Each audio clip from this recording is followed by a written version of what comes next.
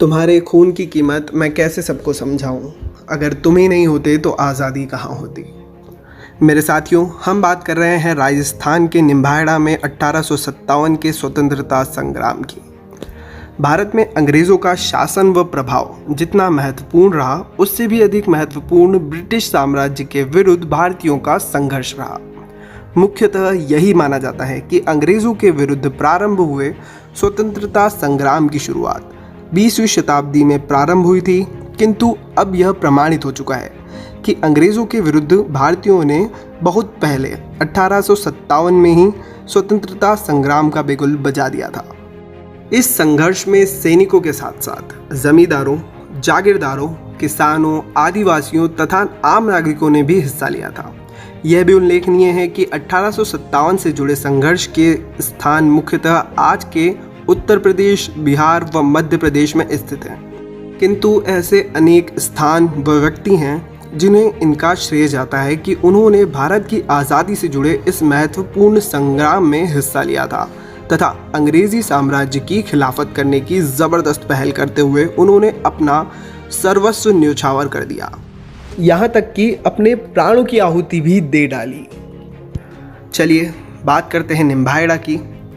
राजस्थान में अनेक स्थानों पर हुए स्वतंत्रता संग्राम में एक महत्वपूर्ण स्थान निम्बाहेड़ा का भी है।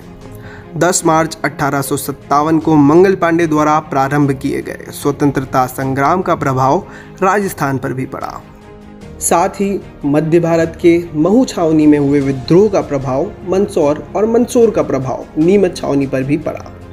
यहाँ 3 जून 1857 को विद्रोह हो गया और विद्रोहियों ने शास्त्रागार पर कब्जा कर उसमें आग लगा दी और फिर यहाँ से विद्रोही निम्बाहेड़ा की ओर बढ़े। इन दिनों निम्बाहेड़ा राजपुताने की टोक रियासत का अंग था और यहाँ उनका प्रतिनिधि वजीर खां प्रशासन को संभालता था। निम्बाहेड़ा किले में शांति व सुरक्षा स्थापित करने के लिए जिलाधीश साहबजादा अहमद यार खां व निम्बाहेड़ा की फौज के कप्तान के पद पर बख्शी गुलाम मोइनुद्दीन खान नियुक्त थे।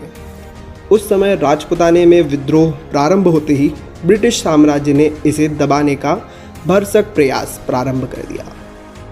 तत्कालीन गवर्नर जनरल लॉर्ड कैनिंग ने अपने AGG agent to the governor general के मार्फत सभी देशी रियासतों को पत्र लिखकर चेतावनी दे दी कि वो किसी भी स्थिति में विद्रोहियों का साथ न दें। उसने अपने आदेश में कहा कि जहां कहीं भी विद्रोही नजर आए तुरंत उन्हें बंदी बना लें।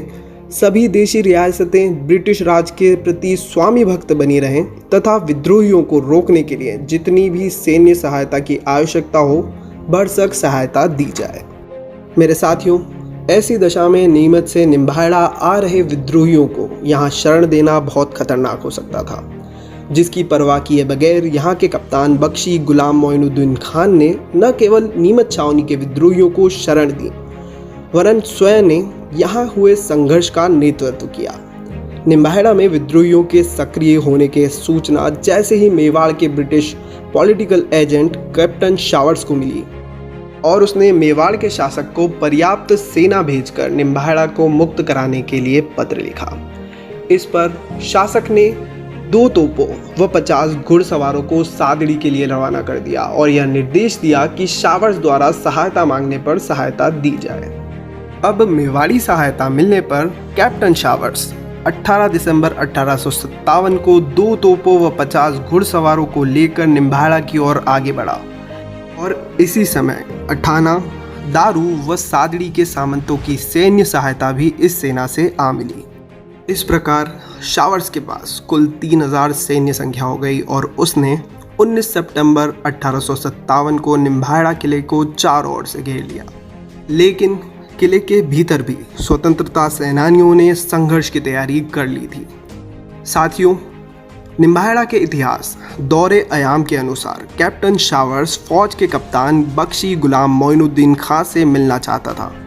इस पर दोनों की मुलाकात शहर के बाहर एक कब्रिस्तान में हुई, जहां कैप्टन शावर्स ने उनसे हथियार डालने अथवा संघर्ष के लिए तैयार रहने को कहा। ऐसी विकटपूर्ण दशा में जिलाधीश साहबजादा अहमद यार खान यहाँ से भाग खड़ा हुआ, लेकिन इसके बावजूद भी बख्शी गुलाम मोइनुद्दीन खां व विद्रोहियों ने संघर्ष करने का निश्चय किया। अंततः 19 सितंबर 1857 को कैप्टन शावर्स ने निम्बाहेड़ा किले पर जावद दरवाजे की ओर से आक्रमण करने का आदेश दिया। इस पर किले के अंदर से भी गोलीबारी प्रारंभ हो गई, लेकिन गुलाम मोइनुद्दीन खान की हाथ की बंदूक से छावनी नीमच की फौज का यूरोपियन कमांडर घायल होकर मारा गया। साथ ही इस संघर्ष में अंग्रेजी सेना की 83वीं रेजिमेंट के कुछ सैनिक, जिसमें 12 अंग्रेज सम्मिलित थे, और एक चपरासी सहित मारे गए। किले के अंदर भी अब 10 लोग शहीद हो चुके थे। इसके बावजूद अंग्रेज किले पर अधिकार करने में सफल न हो सके। कप्तान मोइनुद्दीन खां आगे भी संघर्ष के लिए तैयार थे, किंतु निम्बाहेड़ा के व्यापारी व निवासी लंबे समय तक संघर्ष करने के पक्ष में नहीं थे। अंततः रात्रि में ही विद्रोही दुर्ग के पटेल की सहायता से सुरक्षित निकलकर मंदसौर की ओर चले गए। दूसरे दिन प्रातः काल किले पर अंग्रेजी सेना का अधिकार हो गया। ब्रिटिश विरोधी रुख के कारण किले के पटेल को सरेआम गोली से उड़ा दिया गया और इस प्रकार 1857 के प्रथम स्वतंत्रता संग्राम में संपूर्ण भारत की तरह निम्बाहेड़ा में भी संघर्ष का बिगुल बजा। बख्शी गुलाम मोइनुद्दीन खां जैसे स्वतंत्रता सेनानियों का संघर्ष भले ही अग्रिम नेताओं की सूची में सम्मिलित न हो, किंतु क्षेत्रीय इतिहास में ऐसे नाम उल्लेखनीय हो सकते हैं। इसीलिए किसी शायर ने बहुत ही खूब लिखा है, शहीदों के स्मारक पर लगेंगे हर बरस मेले, वतन पर मरने वालों का यही बाकी निशा होगा। ये बात सटीक बैठती है आज़ादी के उन परवानों पर जिन्होंने अपनी जान की परवाह किए बगैर अपनी मातृभूमि की रक्षा करते करते अपने प्राणों की आहुति दे डाली। यह स्मारक 1857 के स्वतंत्रता संग्राम की प्रथम शताब्दी के पवित्र अवसर पर निम्बाहेड़ा के उन सभी स्वतंत्रता प्रेमी नागरिकों की स्मृति में स्थापित किया गया, जिन्होंने बख्शी गुलाम मोइनुद्दीन खान के नेतृत्व में सितंबर 1857 में ब्रिटिश कप्तान शावर्स की सेनाओं से करारी टक्कर ली और साथ ही अपने देश के नाम पर बलिदान हो गए। आइए आज आप और हम सब मिलकर सलाम करते हैं उन सभी वीर क्रांतिकारियों को।